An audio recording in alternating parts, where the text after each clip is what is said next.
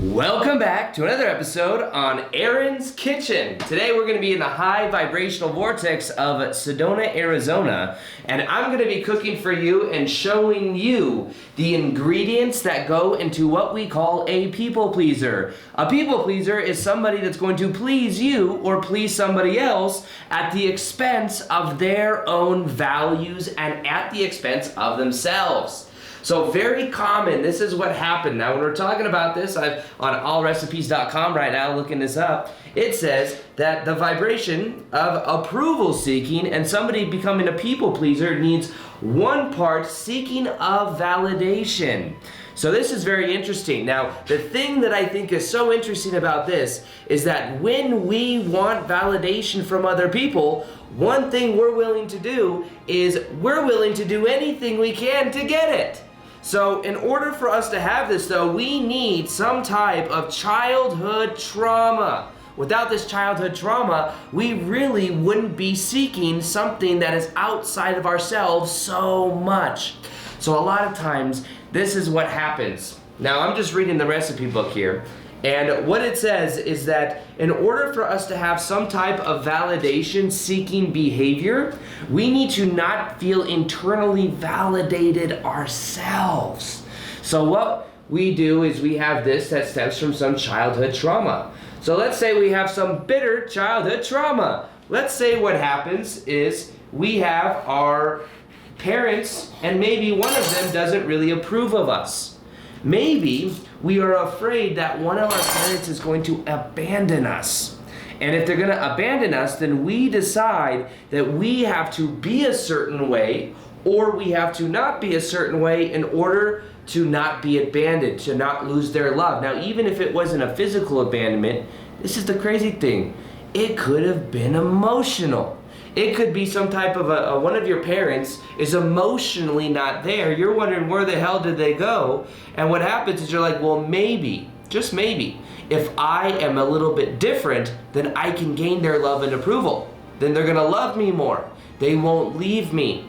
That is why one of the most important ingredients of a people pleaser is a feeling of not worthiness. So let's say we just put a little bit of not worthiness in here.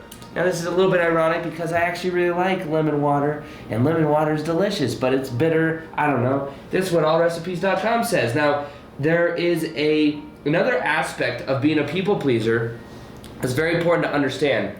And what it has to do with is realizing that at the expense of yourself, your own values, how you feel about yourself, you're willing to give that up in exchange for validation, for approval, and for a feeling of worthiness.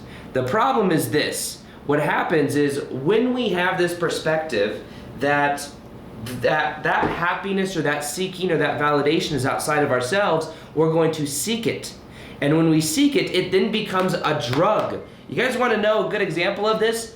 My YouTube channel. When I first started on YouTube, I was making videos every single day. I was getting a lot of like validation from other people paying attention to my videos. What would happen is people would watch my videos and I would start to feel like, oh, I'm really doing something great in the world. I'm helping people wake up to more of who they are. And part of me was like, oh, a lot of people are paying attention. And back in the day when I went through my awakening, one thing that happened is a lot of people didn't understand what I was going through. So now that I'm putting out content and people are listening and people are finding value in it, I started to feel worthy. So I started to associate my ability to make videos and to get people to pay attention to them with my sense of validation. So in a way, I was people seeking all of you. But here is the thing that I've had to learn. I've had to learn to draw my source of validation, not from the outside. So the key to realizing this whole people pleaser thing is that the reason we're a people pleaser is because at a certain time in our past, what happened is something happened and we decided we're not worthy. So maybe if I can be a little bit different, then I will get that worthiness. Now this also is related to the seeking of significance, the seeking of approval and validation. Many times you may have parents growing up that didn't validate you, that didn't make you feel comfortable, confident, Or you then were seeking it on the outside and you thought, well, there's something wrong with me, which is a core belief. Think about that too. There's a core belief that says, I'm not worthy. Worthy, the word worth, has to do with value. I don't have value. There's something wrong with me. There's really a belief that it says there's something wrong with me. And when there's something that's wrong with me, when that's the belief, we then try to mitigate and we try to be differently so that people will accept us, love us, and approve of us.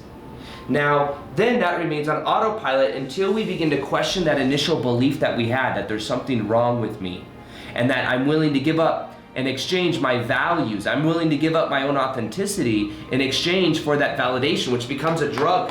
There are a lot of people that will look on Instagram or on YouTube for likes, and when they're getting the likes, it literally becomes a drug. And many of us are addicted to the drugs of attention, appreciation, and approval.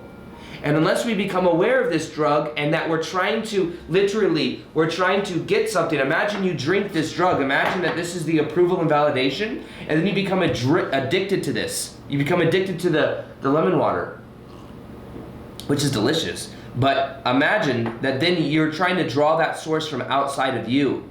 Now, what is the cure to people pleasing? What is the cure to this process? Well, one of the most powerful things you could do is inner child work, which means you go into yourself and you do meditation and you heal your own inner child.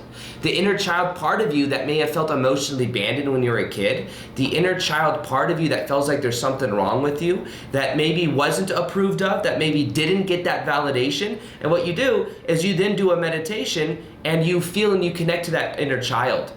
What happens is when you connect to that inner child, you begin to heal. You begin to feel a lot of emotion that may have been stored and not felt back in the past. So I have a meditation for this if you guys haven't seen it yet. If you go to aarondoughty.com/child, CHILD, because it's a child meditation, or click the link below. It's a free meditation. We energetically go to Kauai, Hawaii, and what we do is we connect to our own inner child, and we give our inner child what we need, whether it's to be seen, heard, validated, loved, listened to. And it's a very powerful meditation. It's a meditation that changed my life, and I literally have overcome a lot of things in my life from doing inner child type work and healing my own inner child, because a lot of our stuff in this life, it stems from childhood. So when we cure and when we heal the childhood, we then aren't addicted to the approval, the validation, and that's something that that really begins to change a lot. So the other aspect of this that I really want to talk about is that when we are people pleasers, or when there's the making of a people pleaser, what we do is we are giving up ourself for other people. So the key to this is actually going back to the self. Ask yourself the question, what the hell do I want to do? Who the hell am I? What excites me? What do I really want to do in this situation? People that are people pleasers have hard times saying no. They have hard times causing or having other people feel tension if they do something that somebody doesn't want them to do. Here's the reason. They've literally lost their understanding of what they want, what their self wants, and they've given it away in exchange for the validation, not knowing that actually the key is to do what the hell you want to do. You guys want to know the most powerful part of this whole video is this idea right here. You guys ready for it? Here it is. People pleasing comes from a fear of abandonment. The irony is that if you feel this fear of abandonment, which may become from some type of situation growing up, what you have done is you have abandoned yourself at the expense of giving away yourself in exchange for validation, for approval, for appreciation. And what that causes is a lot of pain, a lot of inauthenticity. You ever heard of a nice guy? A nice guy is somebody that's also a people pleaser, and what they're willing to do is to give up themselves in exchange for that validation too. And they're willing, and it's very manipulative in a way. A lot of people pleasing is manipulative. It's saying, if I give you this, if I'm nice to you, if I please you, then you're gonna give me that validation. So the key to this is actually becoming not a narcissist, but going within yourself to ask. You're not gonna become a narcissist if you're a people pleaser. A narcissist is somebody that is so much themselves, like so much taking and putting people in their own frame that it's like unhealthy. And that's why a lot of people pleasers attract narcissists. But the key to this whole process, you guys want to know what it is? It's becoming and doing what the hell you want to do and not being afraid of other people feel tension, because it's not your stuff. Here's a mantra for all people pleasers. Oh, that's your stuff, not mine. That's your stuff, not mine. A meditation that I've been doing, if you guys want me to share the meditation in a different video, like this video below, let me know. High vibrational, like it, just boop, like that. You just push that little like button, you go boop, it's high vibrational, boop, raises your vibe. And I might make that meditation, but there's a meditation I've been doing where basically what I do is I stare at a candle flame and I feel the separation between me and the candle flame. And as I do, I feel safe in my own body. And then I'm able to delineate and see what is mine versus what is someone else's. This has been key for really healing in a very powerful way. So if you want to heal, one of the things I recommend you do is a meditation where you stare at a candle flame and you actually feel the separation between you and the flame, between you and the room, you and wherever you are. When you start to feel the separation, you start to feel safe in your own body, you can then say, what the hell do I want to do? You can give yourself the validation you're seeking. You can stop abandoning yourself. When you stop abandoning yourself, guess what's gonna happen? You're not gonna be a people pleaser. You're gonna be okay if you make other people feel tension. If you say no to doing something, you start to draw boundaries that you would normally feel guilty setting, you're not gonna feel that because you're gonna realize that I have to fill up my own cup. I have to fill up my own cup before I can draw or give other people from my cup to please them. But this is the thing. Now you're not giving to get. You're not giving, pleasing in order to get validation. You see what I mean? You fill up your own motherfucking cup. That's what you end up doing. And when you do that, guess what happens? You're not approval seeking. You feel 100% worthy, whole, and complete. You're in your own frame and you're not abandoning yourself at the expense of authenticity, at the expense of significance. You know, you're not giving up that. So here's the thing. If you want more videos on Aaron's high vibrational vortex kitchen, learning the vibration of these different things, like this video below and I shall do more. With that being said, I hope you guys like this video, and that meditation is below, aarondoughty.com/child. Other than that, I'll see you guys in the next video. Peace, much love, and namaste.